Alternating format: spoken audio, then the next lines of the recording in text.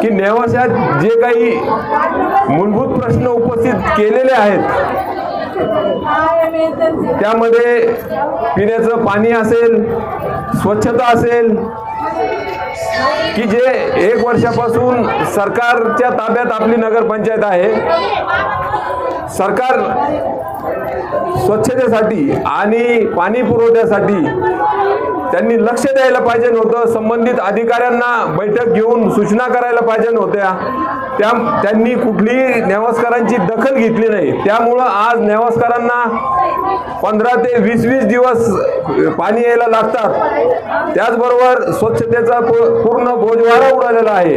ह्याला कारणीभूत सध्याचं सरकार आहे. त्याचबरोबर आजचे जे बोलघेवडे बोलतात की आमचा पंतप्रधान, आमचा मुख्यमंत्री, आमचा पालकमंत्री, आमचा आमदार, मी त्यांना सांगू इच्छितो, तुमचं जर सर्व काही आहे तर मग 1 वर्षापासून नेवासकरांचे एवढे हाल चालले, मग आपण का नेवासकरांचं जीवन सुसह्य होण्यासाठी निधी आणला नाही?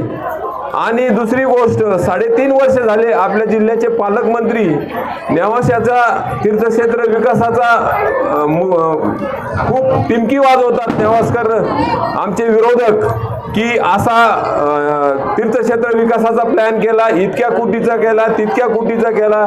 जवळजवळ 3.5 वर्ष झाले हे आपण ऐकतो, पण त्यांनी आतापर्यंत तीर्थक्षेत्र विकासासाठी एक पैही आणलेलं नाही. म्हणून मी आपणा सर्वांना ह्या निमित्ताने सांगू इच्छितो की समोरचे विरोधक हे कुठलंही काम न करता फक्त तुम्ही काय काम केलं हे विचारतात. आणि आपण स्वतः की आम्ही ज्यावेळेस 2.5 वर्ष सत्तेत होतो त्यावेळेस नेवाशात जवळजवळ 78 कोटी रुपयाचे जवळजवळ 150 कामं नेवाशात केलेले आहे. त्याचबरोबर नेवाशात जवळजवळ 90% रस्ते आणि कॉन्क्रिटीकरण आणि डांबरीकरण झालेलं आहे. त्याचबरोबर अंडरग्राउंड गटारे असतील आणि गल्ली बोळात पिविंग ब्लॉक बसवण्याचं काम असेल.